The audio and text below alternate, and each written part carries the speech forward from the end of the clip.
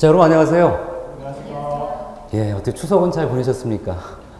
아, 참 추석 글쎄요, 며칠 쉬고 나니까요 아쉽더라고요. 좀 더 쉬었으면 하는 생각 들고, 그죠? 왜냐면 추석 때 워낙 힘들잖아요. 우리 여기 뭐 사모님도 계신데 힘들죠, 그쵸? 뭐 때문에 힘들었어요? 아, 음식 하시느냐? 옆에 계신 예? 아, 멀리 갔다 오셨구나. 맞아, 그 추석날 저도 오는데 얼마 안 걸리거든요. 이천에서 여기까지 올라오는데 3시간 반 걸렸어요. 아, 엄청 많이. 근데 야, 이렇게 힘들게 온 적이 없는데 아무튼 여러분들 연휴는 끝났고 그렇죠? 연휴는 끝났고 이제 새로운 어떤 가을을 맞아서 좀 더 열심히 하셔서 우리 기초 강좌 마무리하도록 하겠습니다. 자, 그럼 오늘 280쪽의 토지 및 기초 구조인데 여기 집안 조사부터 보링이나 사운딩, 지중료 이런 게 있어요. 자, 이거 좀 설명드릴게요. 자, 그 토지 및 기초 구조다. 교재 280쪽이에요.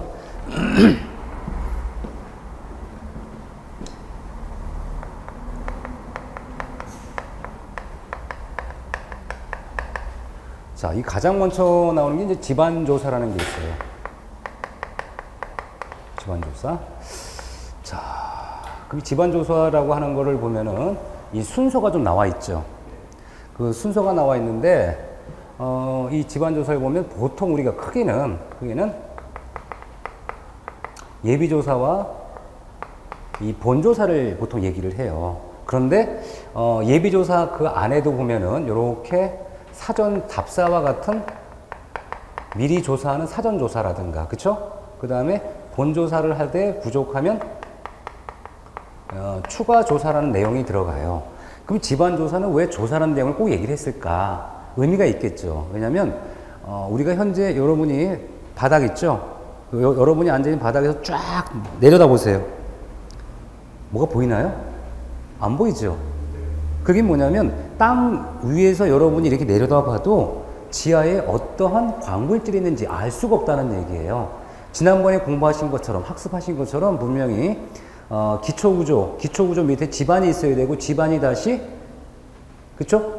지상층의 건물의 하중을 받아서 견뎌줘야 되는데, 그 지반이 구성이 모래가 됐는지, 아니면 진흙질이 있는지, 아니면 예를 들어서 뭐 자갈이 있다든가 알 수 있다 없다 모르는 거예요. 모르니까 일단 조사를 하는데 이렇게 크게는 예비조사, 본조사가 있고요. 그 다음에 예비조사 안에는 사전 미리 답사한다든가 미리 알아보는 조사 단계와 예비조사, 본조사, 추가조사 단계가 있더라 라는 얘기고요. 그럼 이런 조사 단계를 보면은 미리 이제 우리 조사는 뭐 여러 가지예요. 여러 가지인데 뭐 예를 들어서 아주 땅덩어리 넓을 때가 있고 좁을 때가 있을 거예요.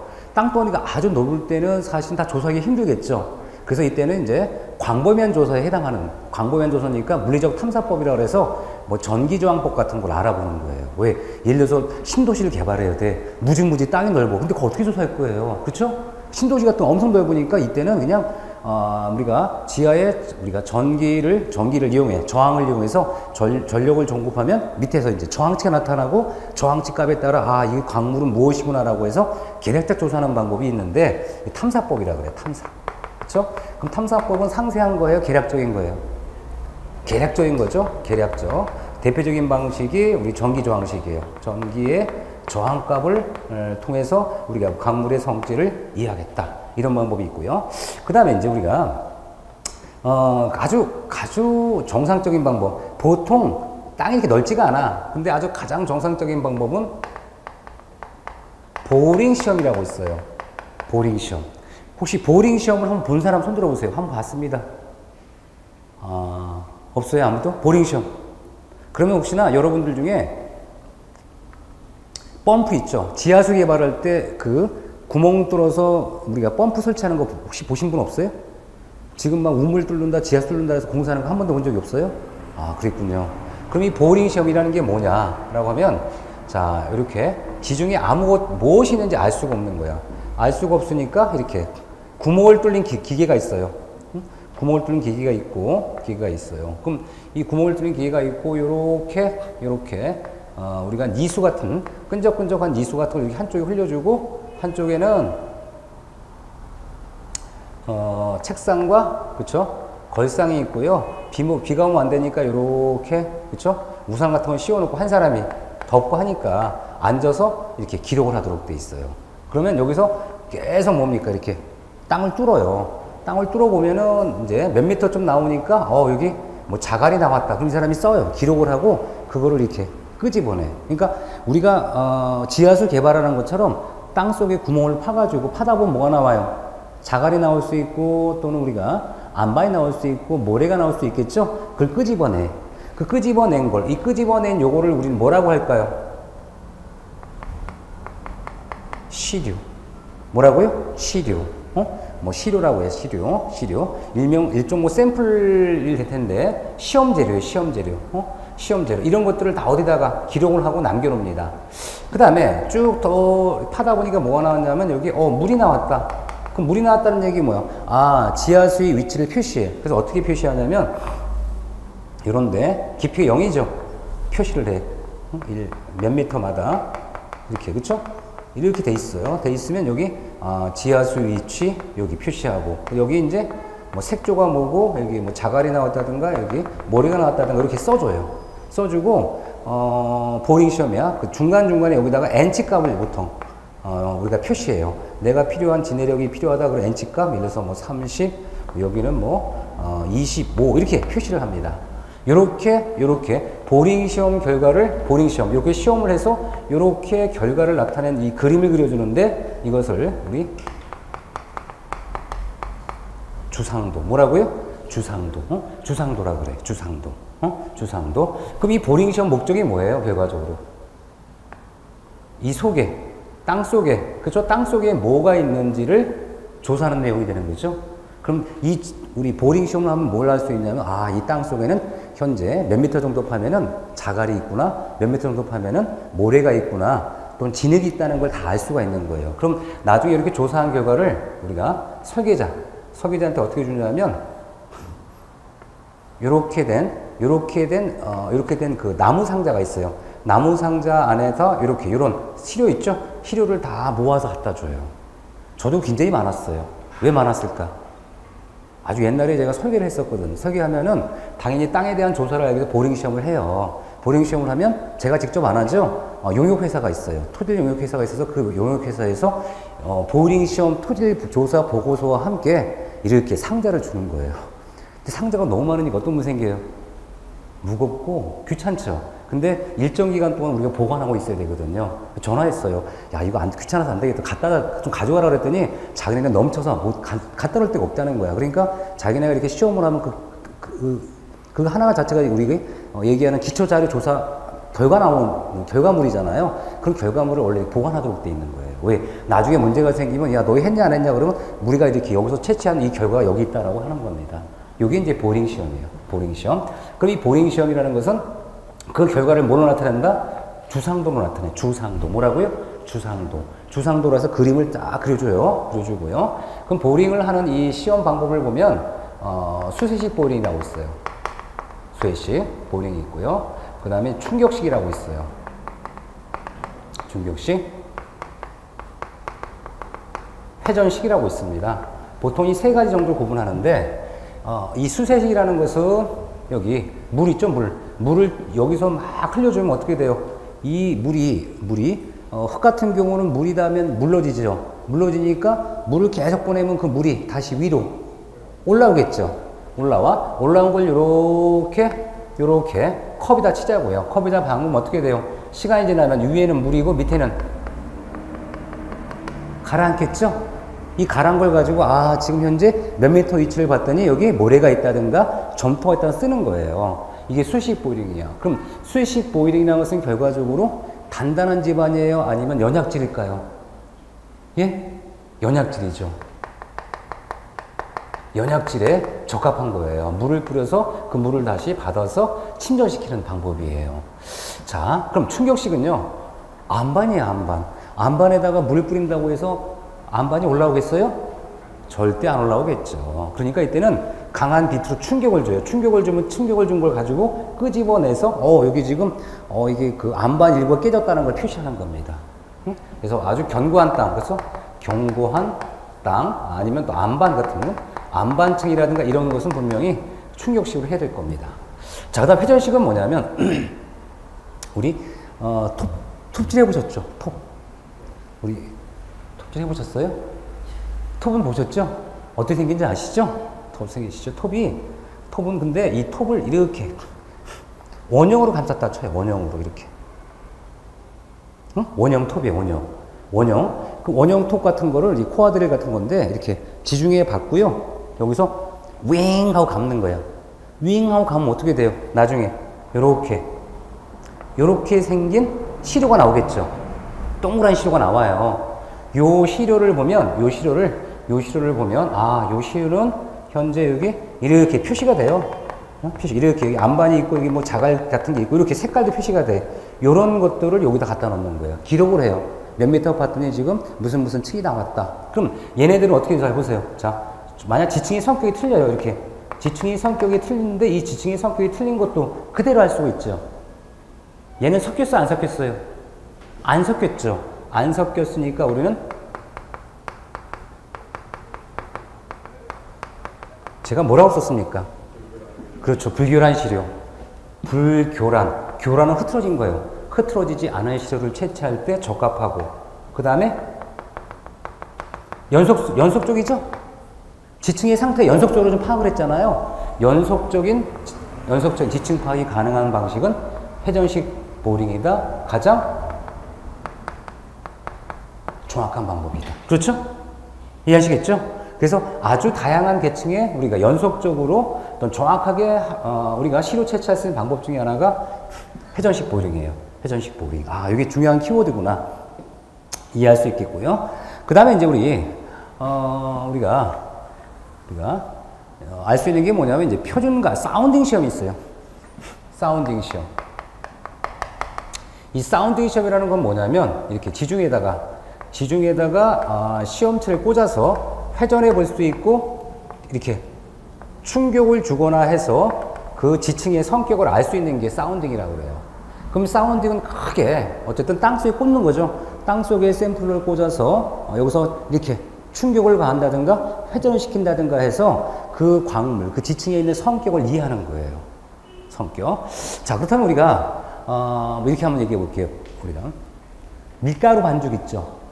밀가루 반죽이 좀 된지 무른지, 밀가루 반죽이 좀 끈기가 있는지는 알 수가 있을 거예요. 어떻게 알 수 있어요? 여러분이 손으로 이렇게 눌러보거나 이렇게 만져보면 알죠? 그렇죠? 반죽 상태를 좀 알 수 있잖아. 아, 이 너무 된가? 무른가? 아니면 딱딱한가? 알 수가 있단 말이죠. 그렇죠? 알 수가 있어요. 그러면 우리가 이런 것처럼 땅 속에 뭔가 샘플을 꽂아서 시험을 하는데 크게는 두 가지예요. 동적 사운딩과 정적 사운딩이 있어요. 동적 사운딩은 동자가 뭘까요? 그렇죠. 움직인다는 뜻이죠. 정하면은 움직이지 않는다는 뜻이죠. 그럼 동적 사운딩의 대표적인 게 뭐냐 그러면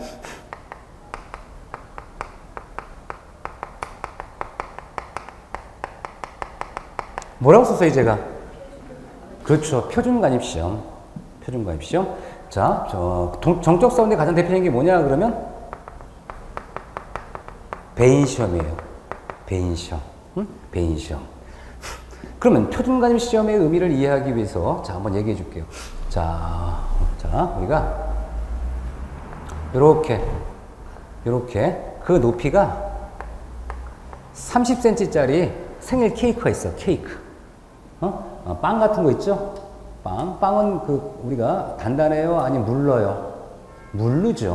물러요. 자, 이렇게 해서 포크 있죠? 포크로 촥 치는 거야. 자, 몇 번에 칠까요? 3cm 밑에 도달하는데 포크로. 한 방이면 되겠죠? 네, 한 방 누르면 들어가. 그럼 얘는 뭐라 그래? 3cm 관통할 때 얼마 걸렸다? 한 번이에요, 한 번. 그쵸? 한 번. 근데 다 드셨어. 다 드시고 난 다음에 여기다가 무른 콩 있죠? 무른 콩. 삶은 콩을 집어넣고 치는 거예요. 그때 몇 번 나왔다, 얘니? 한 3번 나왔대요. 3번. 그 다음에 이제, 우리 삶은 콩 말고요. 생콩 있죠, 생콩. 응? 자, 생콩들을 좀 넣었더니 얼마 나왔다, 얘니? 한 5번 나왔다, 치자고요. 그런데 여기다가 뭡니까? 막 꽉 채웠어. 작은 거, 큰 거 해가지고 꽉 채웠어. 흔들었어. 흔들면 NC 값이 높아질까요? 낮아질까요? 높아지겠죠. 왜? 꽉 채웠으니까. 꽉 채웠으니까 잘 안 뚫리는 거예요. 그래서 n치 값이 막 예를 들어서 한 7번 나왔더라. 그럼 이 두 가지는 분명히 같은 재질이죠? 같은 재질인데 이 세 가지 같은 재질이네. 재질 봤더니 뭐 굉장히 내려가면 내려갈수록 단단하다는 걸 알 수 있죠. 그 다음에 7번 나왔다는 얘기는 그만큼 재료가 조밀하다 또는 밀도가 높다는 걸 알 수 있는 거죠. 그렇죠? 그러면 자 마찬가지 방법으로 여기 지중에다가 내가 지내력을 알고 싶은 내가 땅의 정도를 알고 싶은 여기를 이렇게 몇 센치까지 지중해서 충격을 주는 거예요. 충격을 줘서 몇 센치? 30cm 관입할 때 n치가 몇 번 나왔는지 측정하는 거예요. 이해하시겠죠? 근데 무게가 똑같아야 돼. 무게가 똑같아야 되니까 우리가 가정을 하는 거예요. 63.5kg의 초를 76cm 높이에서 낙하시켰을 때, 그쵸? 몇 cm 관입할 때? 30cm 관입을 할 때 n치 값이 얼마인지를 알아보는 거예요. 그러면 이 목적은 뭐냐 그랬더니 뭐라 그래요?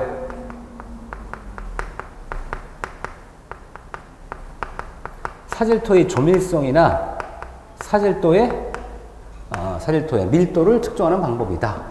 이렇게 얘기했던 거예요. 이게 표준가입 시험이에요. 그럼 표준가입 시험의 n치 값이 어디서? 보링 시험에 표현이 된다 안 된다? 주상도에 표시가 돼요. 그러니까 우리가 보통 생각하는 게 뭐냐면 보링 시험을 따로 하고 표준가입 시험 따로 하긴 하는데 보통 보링 시험을 할 때 표준가입 시험 배인 시험을 할 수 있다 없다? 있다는 거예요. 왜? 어차피 구멍을 파니까 일정 깊이까지 나오고 그 깊이에서 샘플을 바꿔서 표준가입 시험도 해보고 배인 시험도 할 수 있다는 거예요. 이해하시겠죠? 그래서 우리가 이게 우리 n치 값이라는 의미가 이거구나. 사질토의 조밀성을 목적으로 한다라고 보시면 사질토의 밀도, 사질토의 조밀성. 자, 그럼 표준가입 시험의 가장 중요한 목적이 뭐다? 그럼 뭐라고 해야 돼요? 사질토의 조밀성. 뭐라고요? 사질토의 조밀성. 사질토의 조밀성을 목표로 하는 거예요. 사질토의 조밀성. 우리 모래지반의 어떤 밀도를 측정하는 데 주로 가는 게 배인 시험이에요. 표준가입 시험이고요. 그럼 자, 우리 배인 시험이 뭐냐? 배인 시험은 뭐냐면 지중해에다가 요 지중해에다가 이렇게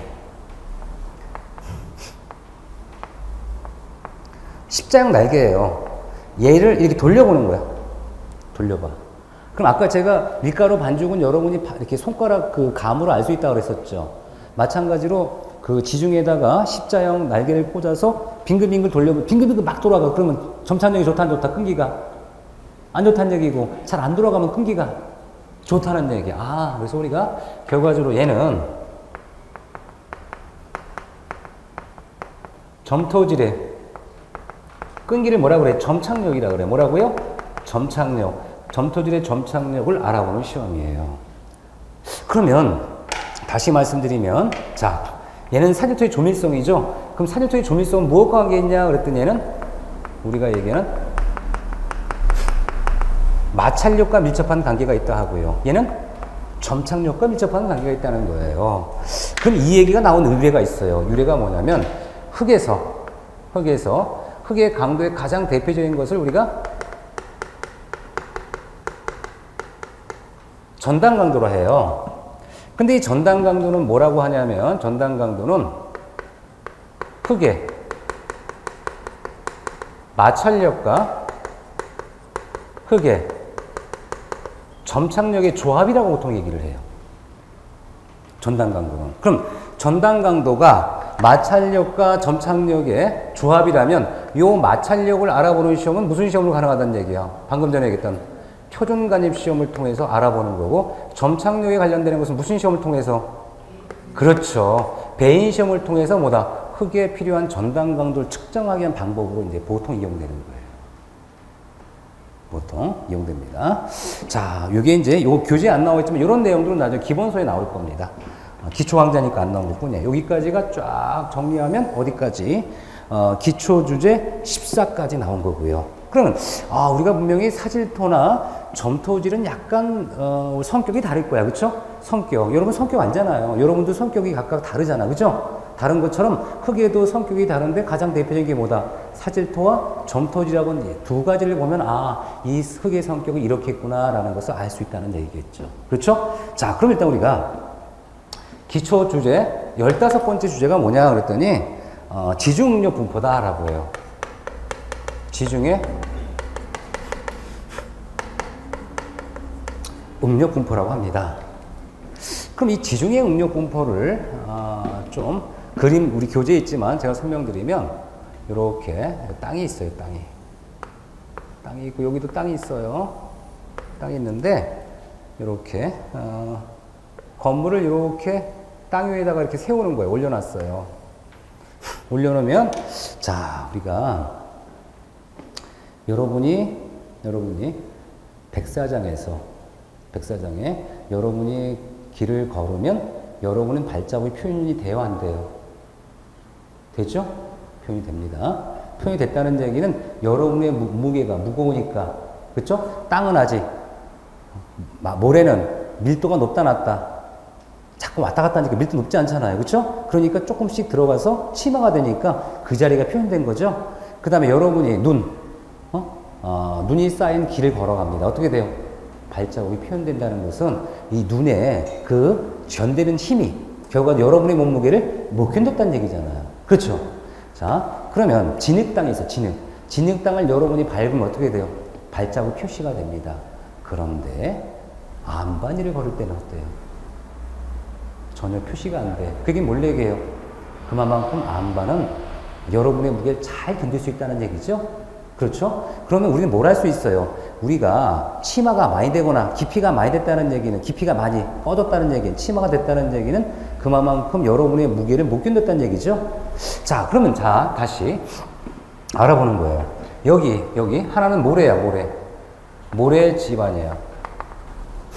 여기는 점토 집안이에요.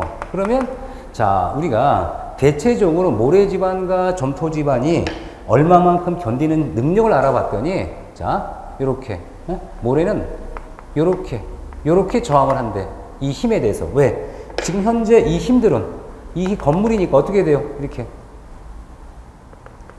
눈에 보이지만 땅으로 이렇게 내려가려고 하죠? 여러분이, 아까 얘기했죠? 여러분이 모래밭을 걸어간다는 얘기 뭐야? 여러분의 무게는 하늘로 올라가요? 아니면 땅 속으로 내려가려고 그래?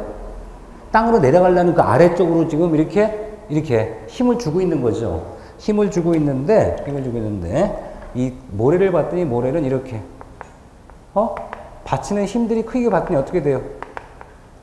어딜 잘 받쳐주는 거야, 지금? 중앙부를 잘 받쳐주고 있죠? 그렇죠?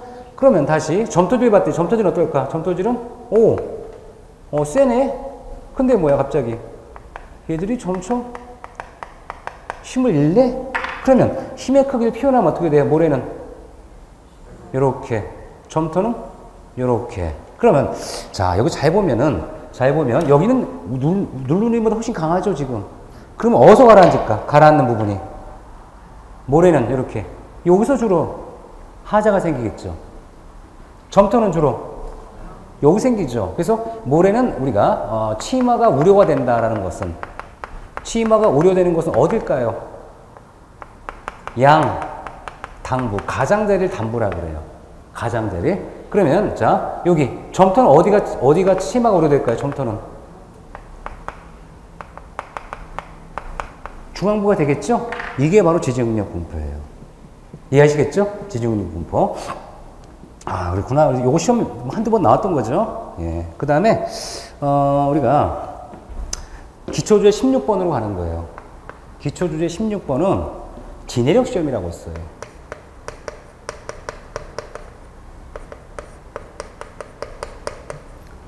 땅이 견디는 시험이다, 이런 뜻이에요. 지내력 시험.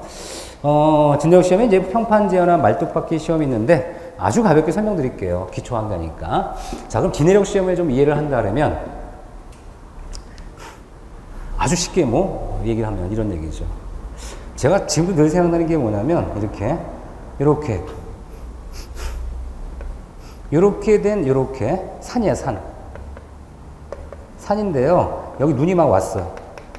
눈이 막 사람 키는 요만해. 그렇죠? 근데 눈이 더 왔어. 왜냐면 이 눈이 막 이렇게 쓸려가지고 막 이렇게 산골 같은 데 가면 눈이 막 쌓이는 거 아시죠? 눈이 막 쌓여요. 눈이 막 쌓여서 엄청 쌓입니다, 진짜로. 쌓이는데 제가 만약 걸어가려면 어떻게 해야 돼요? 이렇게 돌아가서 걸어가야 되죠. 근데 무슨 생각해요? 이렇게 보면 굉장히 빠를 것 같아. 근데 잘못 들어가면 내년 봄이나 나타나. 그죠? 문제가 되는 거야. 자, 그러면 생각해 보는 거예요. 여기를 어떻게 걸어가야 할까? 어떻게 갈 수 있을까? 자, 생각해 보면, 자, 사람이 몸무게 있어, 사람. 그죠? 예, 지금은 제가 좀 많이 말랐지만 옛날에 좀 헤비했어요. 헤비해서 이제 80kg이에요. 지금은 몇 킬로그램이냐면, 어디 갔어? 63.5입니다. 옛날에 80kg 나갔어요, 제가. 한 4년 전만 해도. 자, 그런데 우리가 80kg이라면, 80kg이에요. 양 다리에서 몇 킬로씩 부담하는 거예요, 지금? 양 다리에서. 예? 40kg. 그쵸? 40kg. 그러면 한쪽 다리에 몇 킬로그램이 집중되어 있는 거예요? 40이죠? 그 40kg 걸어가면 당연히 빠집니다. 그쵸? 빠지는 거야. 그럼 빠지는지 안 빠지는지 알 수 있도록 뭐 합니까? 짚어보기 합니다. 나목대기 긴 거 가지고 눌러보는 거야. 그쵸? 눌러보면, 아, 얘가 단단한지 안 단단한지 알 수 있을 거 아니에요? 자, 그 다음에, 그런데 40이라고 그러면 굉장히 크단 얘기야. 그럼 어떻게 하는 방법이 있을까요? 자, 제가 이렇게, 우리가 엎드려 뻗치는 거예요. 엎드려 뻗치게 되면, 그쵸? 엎드려 뻗치게 되면 4개가 되니까 80을 4로 나누면 얼마가 나요? 각각 20씩이죠. 그렇죠? 그래도 들어가더라 이거야. 그래도 들어가더라. 그럼 어떻게 하면 될까요? 완전히 그쵸? 완전히 그쵸? 누워서 그쵸? 누워서 헤엄치듯이 걸어가면 갈 수 있다 없다? 있습니다. 이해하시겠죠? 뭐냐면 집중하중을 등분포시키는 거예요. 우리가 양발을 쓸 때 한쪽에 40kg이지만 제가 몸을 쫙 붙이면 어떻게 해야 돼? 그만큼 힘이 분산된다 그래요. 뭐라고요? 힘이 분산된다고 합니다. 그러니까 누르는 힘이 분산되니까 실제로 견딜 수 있는 그 지내력이 작아도 견딜 수 있다는 얘기예요. 기초도 똑같아요. 똑같다는 얘기가 뭐냐면, 자, 보시죠. 건축물이 있어요. 이 건물이 이렇게 했는데, 그쵸? 이렇게 했는데, 얘가 이제 건물이고, 얘가 기초예요, 기초. 얘를 기초판이라 합니다. 뭐라고요? 기초판. 여기서 이렇게 견디는 힘이 무슨 힘이죠?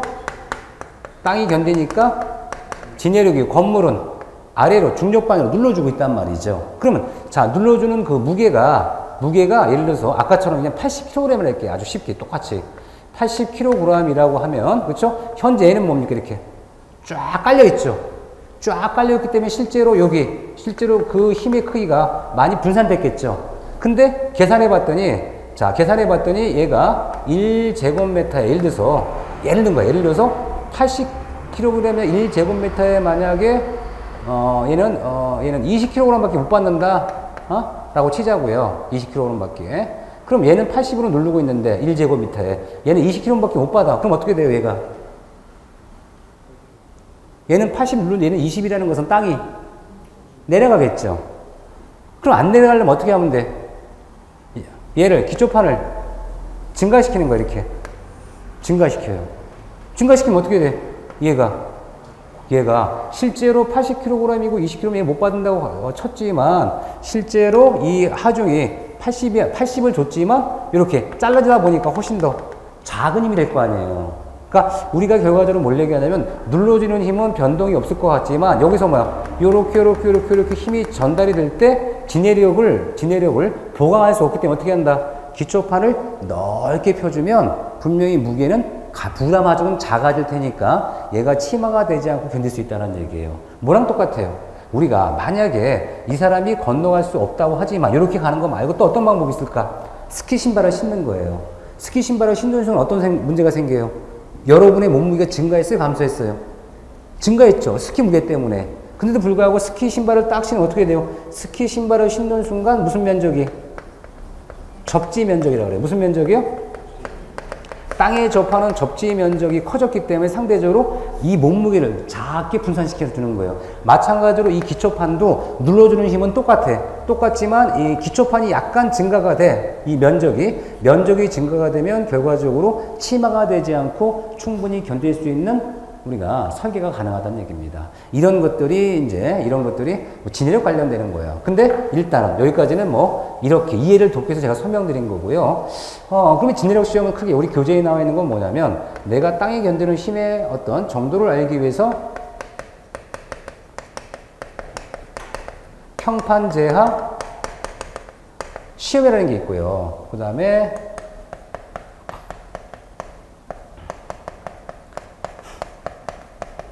말뚝박기 시험이 있더라. 이런 얘기고요. 그럼 평판 제어 시험과 말뚝박기 시험 뭐냐? 그러면 자, 어느 집의 기초를 봤더니 어느 집 기초는 여기 단단해. 잘 견디니까 이렇게 만들어줬어. 예를 들어서 이렇게 만들어주려고 가정을 하는 거예요. 이렇게 만들어주고 가정하면 결과적으로 얘가 지내력이 좀 세다라고 가정할 수 있죠. 세니까 어떻게 해야 돼요? 땅을 파서 여기 아까 여기가 지표예요. 땅을 파서 여기다가 이렇게 가정했으니까 이렇게 여기다가 뭐다? 이렇게 여기다가 철판 있죠? 철판을 딱 올려놓고 여기다 무게를 하중을 가하는 거야. 하중을 가하면 여기서 뭐가 생겨요? 가라앉아요. 그래서 우리가 무게와 침하되는 관계를 통해서 실질적으로 지내력을 시험하는 방법이 평판제하 시험이에요. 평판제하 시험. 그러면 다시 말씀드릴게요. 평판제하 시험과 보링 테스트는 어떤 차이가 있는지 궁금하죠? 예, 피곤하셨어 그래요. 그렇죠? 자, 그럼 잘 생각해 보세요. 평판제하 시험과 지내력 시험의 차이는 뭐냐면 우리가 보링 테스트와 차이는 뭐냐면 보링 시험은 지금 현재 자 지표면에서 했을까요? 아니면 기초 전원에서 했을까요? 예? 보링 시험은 자 보세요. 보링 시험은 자 이걸 지표라고 하는 거예요. 지표. 사람이 여기 있죠? 이 지표야 지표. 지표면 땅의 표면을 얘기하는 거예요. 지표에서 한 겁니다. 보링 시험은. 근데 자 보세요. 평판제하 시험 어떻게 됐어요? 지표 아래죠. 지표 아래 여기를 뭐라 그래요? 기초조면. 뭐라고요? 기초조면. 이 중요한 얘기 시험에 나왔었잖아요. 이것도요. 뭐냐면 자 다시 한번 말씀드리면 자 이 보링 시험은 어디서 했다고요? 지표에서 직접 시험을 해요. 우리 땅을 안 파는 거야 아직. 왜 땅을 안 파요? 지금 현재 땅 팔 시기가 아니라 땅 속에 뭐가 있는지만 알면 되는 시기고요. 그 다음에 이거 지내력 시험은 뭐냐면 보링 시험을 통해서 계략적으로 N치값을 알면은 대충 지내력이 얼마라고 추정은 가능하지만 정확하게 모르는 거예요. 왜? 땅을 안 팠기 때문에. 그러면 이 평판제하 시험 하겠다는 얘기 뭐 여기 땅을 파서 기초 조면이에요. 여기 기초가 올 거야. 기초가 와야 되는데 실제로 견딜 수 있는지 없는지 시험해 보는 거예요. 뭐 하기 전에? 기초를 내리기 전에. 땅을 파놓고 기초를 세웠어 안 세웠어요? 안 세웠어요. 왜? 만약 땅을 파놓고 기초를 했는데 기초가 침하가 되면 어떻게 돼요? 대단한 사고가 되는 거예요, 분명히. 그렇죠? 그러니까 기초를 시공하기 전에 이 평판제하 시험을 통해서 알아보겠다는 거예요. 어디서? 기초 전면에서 알아보겠다는 얘기입니다. 그러면 이제 평판제하 시험이 뭔지는 아시겠죠? 어디서 한다고요? 기초 전면에서 시험을 통해서 얼마만큼 얘가 가라앉는지 알아보는 시험이 평판제하 시험이에요. 그러면 우리가 또 뭐를 이해해야 되냐면 여긴 이렇다 치자고요. 자세한 내용은 몰라도 돼. 그 다음에 이 말뚝박기 시험은 뭐냐면 자 우리가 아까 보링 테스트 했다 그랬죠. 보링 테스트 했어요. 먼저 해 보링 테스트를. 보링 테스트하고 그 다음에 또 뭐 했어 이렇게 표준가율 시험에 N치값을 알아봤는데 그쵸? N치값을 알아봤는데 M치값이 형편없어요. 그게 뭐냐면 자 우리 원래 요렇게 요 기초 저면이 있고 요 시험을 해봤어. 기초 저면이 어디다? 여기야. 이게 지표입니다. 지표고 여기는 뭐냐면 저면이야. 기초 저면. 근데 여기서 봤더니 N치값이 너무 작아요. 그럼 어떻게 해야 되는데? 요 정도 갔더니 N치값이 훌륭해요. 그러면 자 요렇게 보링 시험 끝났죠? 그래서 땅을 파는 거야. 땅을 딱 파봤어요. 땅을 딱 파봤는데 여기다가는 N치값이 얘가 너무너무 작으니까 얘는 지내력이 좋다 안 좋다? 안 좋다는 얘기예요. 아까 기초판의 면적을 넓혀도 안 되는 거예요. 이럴 때 뭘 생각하냐면 여기다가 이게 힘드니까 여기다 뭐를 말뚝을 박아야 돼. 말뚝을 이렇게. 말뚝을 박아서 뭐를 우리가 여기다가 힘을 전달하는 게 아니라 1번에 여기 1번 위치에 힘을 전달하는 게 아니라 좀 더 여기 이 땅에 견고한 땅에 한 5m 정도 파면 되니까 여기까지 말뚝을 박아주는 거예요. 그럼 얘는 결과적으로 무게를 1번에서 현대는 거예요? 2번에서 현대는 거예요? 건물의 무게를 2번에. 근데 땅을 5m, 10m 판다는 것은 어려운 일이에요? 쉬운 일이에요? 어려운 일이고 돈도 많이 들겠죠? 그러니까 차라리 뭐다? 말뚝을 박아서 무게를 어디다가? 말뚝을 박아서 무게를 좀 더 단단한 여기다가 해주겠다는 얘기예요. 그러면 말뚝박기를 해야 되는 거야. 이때는 얘가 아니라. 그렇죠? 그럼 말뚝박기 할 때는 무슨 시험을 할까요? 편판지하 시험을 해요? 말뚝박기 시험을 해야 될까? 말뚝박기 시험을 하는 거예요. 그럼 말뚝박기 시험하면서 뭐예요? 실제로 예상하던 만큼 우리가 진해력이 나오는지 또는 말뚝을 박다 보면은 말뚝머리만 깨지고 안 박히는 경우가 있어요. 그래서 이 말뚝머리의 무게가 적당한지 그 말뚝머리가 우리가 그 박는 방법이 적당한지 그 다음에 또 이렇게 여기 실제로 우리가 박다 보면 여러 가지 말뚝을 이을 때가 있어야 돼요. 이음하는 이런 방법이 적합한지를 실제 말뚝과 동일한 걸로 시험하는 방법이 뭐다? 말뚝박기 시험이에요. 이해하시겠죠? 그러니까 이제 우리가 통상적으로 뭐 한다? 보통 편판지하 시험을 하는데 이 우리가 기초 저면에 진해력이 형편없다고 예상할 때는 무슨 시험을 한다? 말뚝박기 시험을 하는 겁니다. 그래서 이제 우리 교재에 나와 있는 것처럼 편판지하 시험도 먼저 보는 거야. 내용은 몰라도 돼요. 편판지하 시험 이런 거다라고 한번 보시면 돼요. 그렇죠? 이때 동그라미면 중요한 게 뭐예요? 직접 기초가 놓일 위치에 시험하는 집안의 지지력 시험이다. 순위에서 읽어보세요. 시작.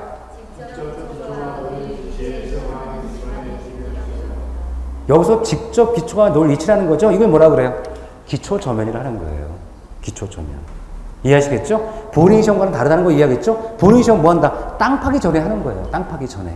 보링 시험을 땅을 파기 전에 하는 거고 편판지하 시험은 땅을 판 다음에 기초 저면에서 하는 겁니다. 땅을 판 다음에.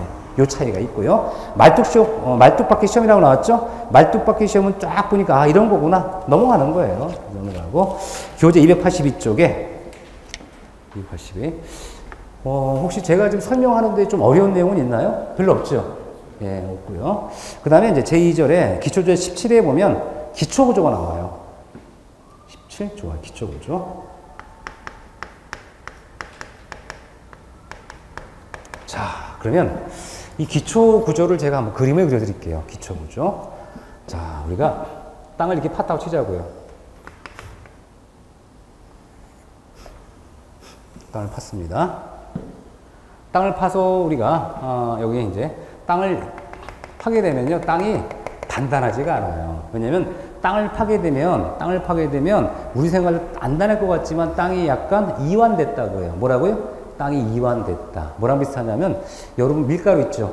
밀가루를 이렇게 손으로 탁탁탁 누르면 밀가루가 좀 단단해지죠? 그 다음에 손가락으로 다 손으로 이제 몇 번 파보는 거예요, 이렇게. 밀가루 이렇게. 그럼 어떻게 해요? 흐트러지죠? 흐트러지면서 아까처럼 견고해져요? 아니면 약간 그 느슨해져요? 느슨해지죠? 느슨해진다는 건 좋은 거예요? 나쁜 거예요? 나쁜 거죠. 그러니까 여기 땅이 약간 우리가 느슨해지는 걸 이완이라고 그래요. 그럼 여기 이완된 상태야. 이완된 상태로 바로 우리가 시공하면 돼요? 안 돼요? 안 되니까 여기다 뭐 하냐면 요 상태에 대해서 이렇게 여기다가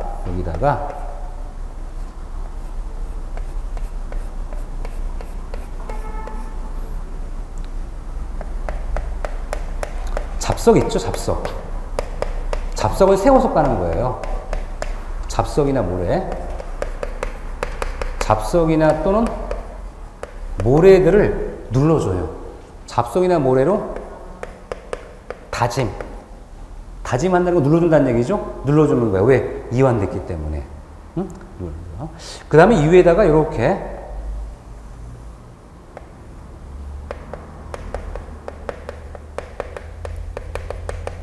밑창 콘크리트를 쳐요. 여러분 그 신발대 보면요. 신발에도 보면 여러분 발 밑에 밑창 있죠? 밑창이 있어. 똑같아. 얘도 밑창이 있어요. 근데 밑창 콘크리트는요. 강도가 중요한 게 아니라 우리가 중요한 목적이 뭐냐. 먹줄 작업이에요. 먹줄. 이 목공들이 여기다가 나중에 거푸집을 짜야 돼. 거푸집은 뭐냐면 기초자리를 딱 틀 만들어줘야 되는데 정확하게 미초 밑에 위치를 잡아주려고 하다 보니까 먹줄이라고 해서 이제 까맣게 먹물을 튀겨가지고 실 있죠. 실을 두 사람이 딱 잡고 양쪽에서 이렇게 고무줄처럼 딱 잡아 당기면 여기 선이 쫙 가요.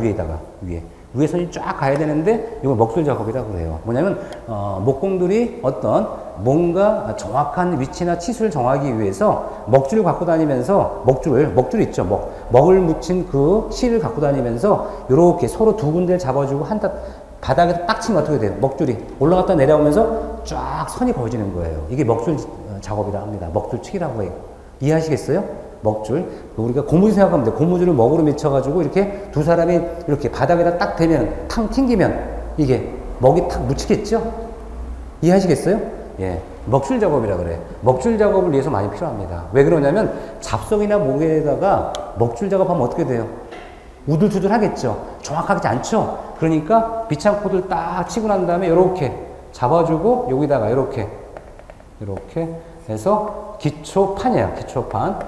기초판에 대한 철근 배치하고 콘크리트 타설합니다. 타설하고 이렇게 해서 여기를 기초판, 여기를 주각부라 그래요. 주각부. 이렇게 기초 형태가 이렇게 생겼어요. 그 다음 위에 연결된 게 바로 뭐야? 기둥이죠. 기둥. 자, 그렇다면 우리가 이해할 수 있는 게 뭐냐면, 우리가 기초 구조와 지정이라고 있는데 요거예요, 요거. 이렇게. 빨간색으로 그려놨죠? 이렇게. 요거 위에는 우리가 뭐라 했을까요? 기초 구조라고. 요 아래는 지정이라고 그래요. 지정. 구조라 하지 않고요. 지정. 땅을 이렇게 정지했다는 뜻이에요. 땅을 이렇게 다듬었다. 요렇게. 그래서 시험 나왔던 거죠. 그림에 뭐 1번, 2번, 3번, 4번, 5번 이렇게 나오면서 뭐다? 기초구조와 지정의 경계는 어디냐? 요거죠. 그 분명히 밑창 콘크리트는 기초구조에 속해요, 안 속해요? 안 속하죠? 이게 중요한 거예요. 밑창 콘크리트는 부전의 역할이 아니라 뭐라 그랬어요? 먹술 작업이라고 했었잖아. 그죠? 그러니까 분명히 시험 문제에 나오는 거예요. 만약 밑창 콘크리트는 기초구조에 속한다? O의 X예요. X죠? 경계에 기초판이고 밑에 밑창 콘크리트 있고 여기 지정이 있잖아요. 그렇죠? 이렇게 얘기할 수 있고. 자, 그 다음에, 그러면 이제 우리가, 여기 이제 기초구조인데, 아까처럼 말뚝박기 시험을 할 때 어떻게 될까요? 말뚝의 위치가. 때에 따라. 말뚝을 만약 박아야 된다, 미리 말뚝을 먼저 박았겠죠? 요렇게 오겠죠, 이렇게. 이렇게. 경구한 지치 밑에 있으니까, 얘는 말뚝이다. 말뚝은 어디에 속해? 지정에 속한다는 얘기죠, 결국. 그렇죠? 지정에 속한다는 얘기고요. 말뚝. 그 다음에 이제 뭐 여러 가지 형식이 있어. 그럼 이제 유형분류입니다. 그러면 우리가 학술적으로 기초구조는 어떻게 구분하느냐? 그러면 이렇게 크게는 두 가지예요. 기초판이 보이죠?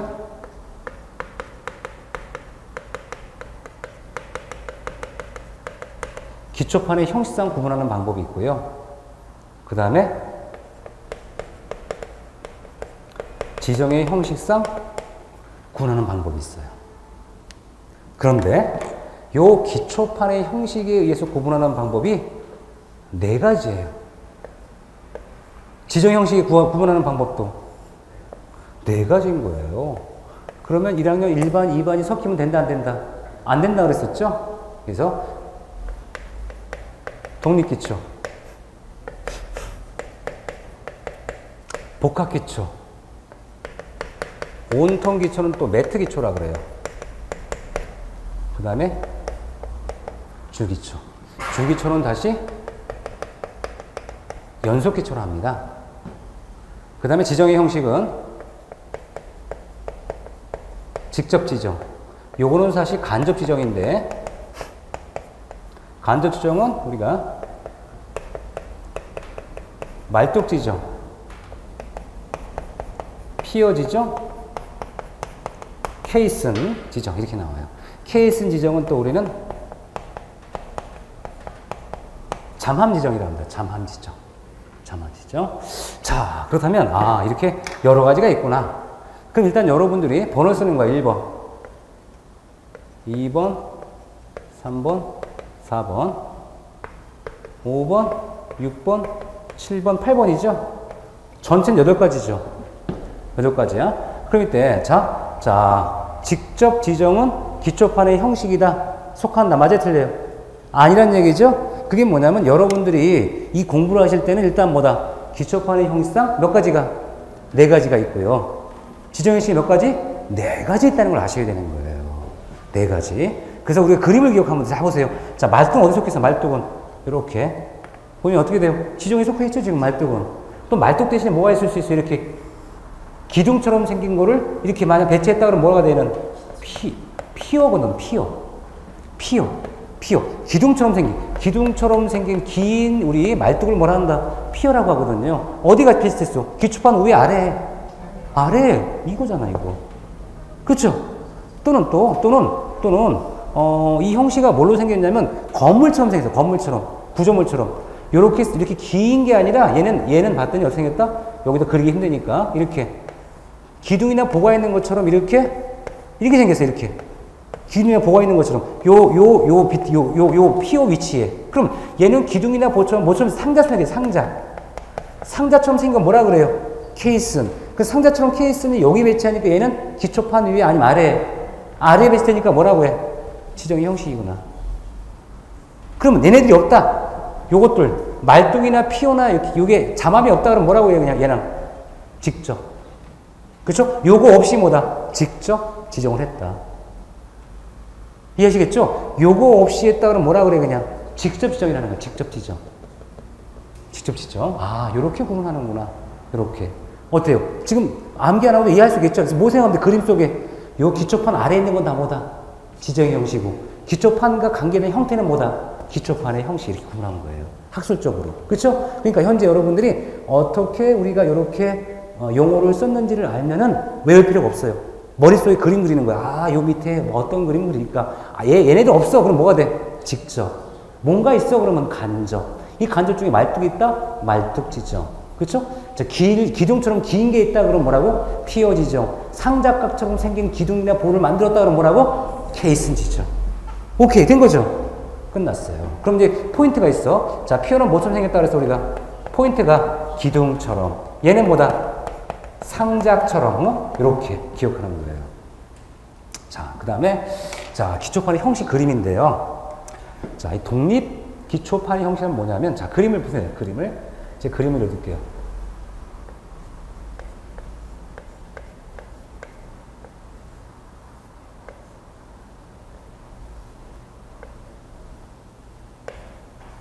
요렇게 생긴 거 있어요. 요렇게.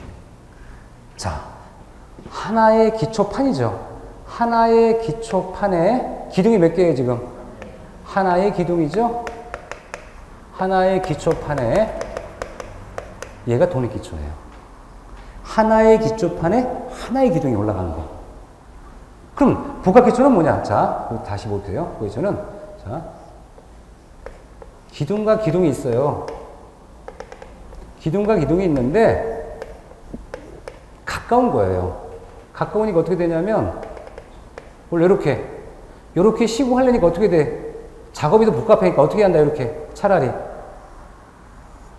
자, 이렇게 해놓으니까 뭐가 돼요? 기초판은 몇 개예요, 지금? 하나의 기초판인데 기둥이 몇 개 이상이다, 이렇게. 그렇죠. 요 기둥이죠. 이렇게 기둥이야. 기둥이 몇 개 이상이다? 2개 이상이다. 이해할 수 있죠? 그럼 이 복합기초를 설명할 때는 분명히 기둥과 기둥 사이가 멀 때 짧을 때. 무슨 말인지 알죠? 원래 기초판 2개가 있어야 되는데 너무 가까운 거예요. 그러니까 기둥과 기둥 사이가 가까워졌을 때 하나의 기초판에 2개 이상의 기둥을 올리면 뭐가 된다? 이것은 복합기초를 했던 거예요. 이해하시겠죠? 기둥과 기둥 사이가 지금 가깝잖아요. 원래 좀 멀어야 되는데 그러다 보니까 뭐다? 차라리 하나의 기초판에 2개 이상 기둥을 배치하는 복합기초가 나온 겁니다. 그러면 다시 말씀드리면 독립기초와 복합기초를 얘기하면 어디가 더 기초판 면적이 좀 안정돼 보여요? 복합이 안정돼 보이죠. 그렇죠? 안돼 보이죠? 자, 그 다음에 뭐냐면, 자, 얘는 지하실 전체예요. 지하실 전체를 하나의 기초판이에요. 하나의 기초판에 올려놓고 막 기둥을 다 받쳐줬다는 거야. 기둥을 다. 그때 뭐라 그래요? 자, 하나의 기초판에 온갖 기둥이나 내력벽이 온통이죠. 온통 다 받쳐줬어. 온통. 하나의 기초판에 기둥이나 내력벽을 다 받쳐주는 거예요. 이건 뭐라 그래요? 온통 기초, 매트 기초. 그러면 얘네들은 특징이 뭡니까? 원래 그림을 그려줄게요. 다시 한번. 보통 소규모는 이렇게 해요. 기초판 있죠? 기초판이 있고 위에 뭐가 있다, 이렇게. 기둥이 있어. 그 다음에 여기. 기초판이 있고 여기 기둥이 있어. 그래서 이렇게 돼요. 이런 식으로. 여기도 여기 기초판이 있고 기둥이 있고 내력벽이나 기초판이 있고 기둥이 있어. 이렇게 돼 있는 거예요. 이게 바로 뭐다? 이거 다 따로따로니까 뭐라고 해야 되는? 독립이라 하는 거죠. 독립. 자, 근데 제가 이렇게 뭐다? 배치해주면 뭐가 돼요? 이때는 복합이 되는 거죠. 하나의 지하실이야. 얘를 뭐다? 그냥 온통 태워주는 거야, 온통. 온통 태워주면 뭐가 돼, 이때는? 온통 기초죠? 그럼 접지 면적이 어디가 넓어요? 제일. 온통 기초 넓죠? 그럼 온통 기초를 했다는 것은 불안한 거예요? 아니면 안정된 거예요? 안정되게 시공했던 거예요. 안정되게 구설계했던 겁니다. 자, 이게 온통 기초구나. 이해할 수 있겠죠? 지하실 전체 구조물에 들어가 있는 기둥이나 내력벽을 다 온통 어디다가 하나의 기초판으로 만들어준 거예요. 하나의 기초판으로. 그 주기초는 뭘까요? 주기초는 이런 얘기예요. 주기초는 자, 여기 이렇게 생겼어요. 이렇게 이런 식으로. 자, 우리가 왜 이렇게 생겼느냐라고 하면 이 위에 내력벽이 있어요. 내력벽 위에 힘을 받는 벽체가 지워주고요. 내력벽이에요. 요 내력벽, 힘을 받는 내력벽이 있고 내력벽 밑에 힘을 받쳐주기 위해서 이건 기초벽이라 합니다. 기초벽이 있고 여기는 기초판이 있는데 뭘 따라서? 내력벽을 따라 기초벽과 기초판이 무엇으로? 연속으로 배치되는 거예요. 그러면 얘는 뭐야? 이 기초 내력벽을 따라간다는 게 뭐야? 줄지워서. 이해할 수 있어요? 자, 이 힘을 받는 벽체가 있어요. 힘을 받는 벽체가 있는데 만약에 힘을 받는 벽체가 있으니까 이 벽체 자체를 같이 받쳐줄 수 있도록 뭐다? 기초벽을 밑에 받쳐주고 밑에는 기초판을 받쳐주는 거예요. 어때요? 이해하겠죠? 내력벽을 따라 쫙 뭐가 있어? 그 위로, 밑으로. 내력벽을 따라 밑에 기초벽이 있고 기초판이 뭘로? 연속적으로 배치되어 있는 거. 그래서 뭐라고 그래요? 줄기초, 연속기초. 그럼 얘는 포인트가 뭐다? 내력벽 방식에 적용하면 좋겠죠. 왜? 내력벽을 따라서 기초벽과 기초판이 있기 때문에 내력벽 방식에 적합하다는 얘기잖아요. 자, 그럼 여기서 퀴즈. 자, 기초 문제 나왔던 거죠. 우리나라 고층 아파트. 우리나라 벽식 라멘 구조의 고층 아파트라면 1번, 2번, 3번 사건 중에 어디가 적합할까요? 3 벌써 다 나와 있어요? 예, 다 아시는군요. 그렇죠? 3번 맞습니다. 우리가 요렇게 가면 안 되는 거예요. 왜냐면 여기 있죠, 여기. 요거 내력벽 방식 보통 뭘 얘기해요? 조적 구조를 얘기하는 거예요. 조적 구조 형식은요, 주기초를 해요. 하지만 우리나라의 벽식 라멘조 있죠? 벽식 라멘 구조는 워낙 그 중량이 무겁기 때문에 온통 기초를 해야 돼요. 온통 기초. 요렇게 해서 이제 8가지를 쫙 한번 이해하시면 되는 거예요. 그래서 독립기초, 복합기초, 온통기초, 주기초가 있고 직접, 말뚝, 피어, 케이슨이 있다 라고 보시면 돼요. 이게 지정의 형식까지입니다. 형식까지 쭉 나와 있죠? 쭉 나와 있어. 그때 이제 기초주제 18을 보세요. 기초주제 18개를 봤더니 뭐라고 나와요? 주의사항이 나와. 주의사항. 독립기초를 지중부로 연결하면 건물 부둥치마 방지에 효과적이라고 해요. 독립기초를 지중부로 연결했다는 얘기가 무슨 말일까? 자, 보세요. 우리가 아까 독립기초 있습니다. 독립기초 딱 보시면요.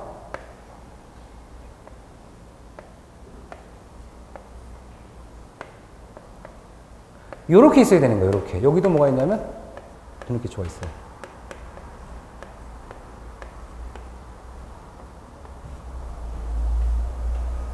이렇게 있어요. 이렇게 있어요. 이렇게 된 게 안정적이죠? 여기도 있는 거예요, 여기도. 여기도 있다고 쳐요. 여기. 응? 여기도 있다 치는 거, 여기. 그리기 귀찮잖아. 그쵸? 번거롭고. 그런데 문제가 되는 게 뭐냐면, 여기. 이렇게 봤더니 뭐다, 여기가? 남의 땅이더라. 어때요? 남의 땅에 기초판이 닿으면 돼요, 안 돼요? 안 되죠.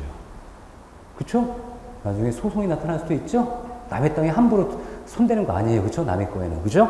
자, 문제가 돼요. 그리고 나 일정 거리 띄워야 되죠. 지하도. 자, 그러면 기초가 어떻게 만들어져야 돼? 요렇게 되면 안정적인데 요렇게 만들어진 거예요.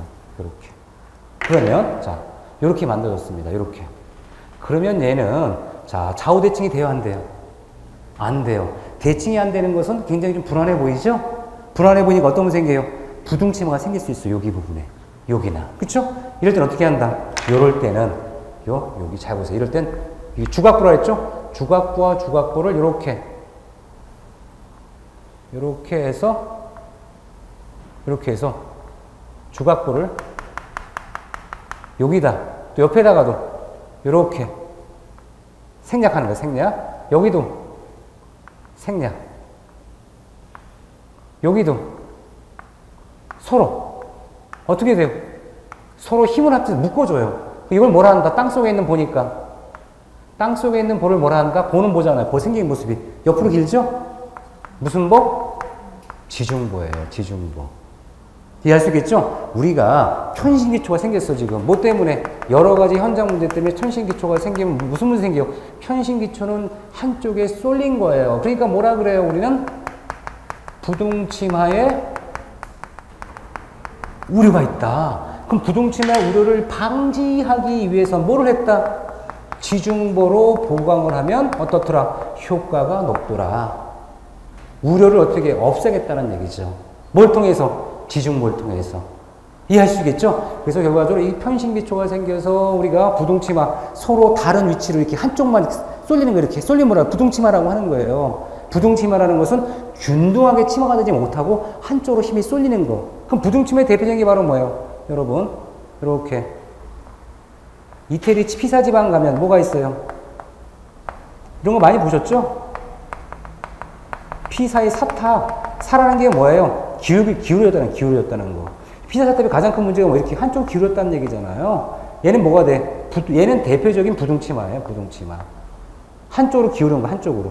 그렇죠? 똑바로 지 않고 뭐가 돼? 한쪽으로 기울다 보니까 이렇게 생겼잖아요. 원래 어떻게 똑바로 생겨야 되는데. 이 부동치마예요, 부동치마. 이런 걸 방지하려면 어떻게 해라? 지중보로 보강하는 방법. 어디다가? 무슨 기초에서? 그렇지. 독립기초에서. 그래서 시험 문제 독립기초에 이렇게 편신기초가 됐다.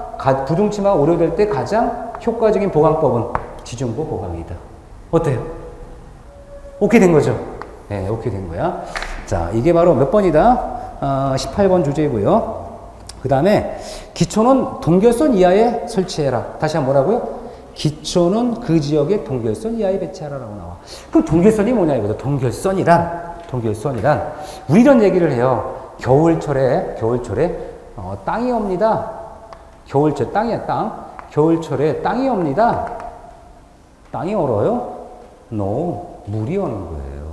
땅 속에 있는 물이 오는 겁니다. 그런데 땅 속에 있는 물이 오는데 이 지표로부터 일정 거리 이내만 물이 얼고 여기는 물이 안 얼어요. 왜? 지중해 일정 깊이가 되면 온도가 일정하거든요. 그러니까 물이 안 얼어. 근데 지표에서 일정 깊이까지는 우리가 땅이 얼어서 우리 뭐라 그래? 이 땅이 얼 수 있는 그 선을 동결선이라고 그래. 지중동결선. 그럼 지중동결선이라는 것은 기초를 어떻게 하라는 얘기야? 기초를 만약 세운다 그러면 이렇게 세워라. 어디다가? 동결선 밑에다가. 무슨 말인지 알죠? 동결선 아래 위에. 동결선 아래에 배치하라는 얘기예요. 동결선 아래에. 동결선 아래에. 그래서 동결선 이하라고 나왔죠? 이상이 아니라 뭐다? 이하 동결선. 이렇게 나온 거예요. 이하.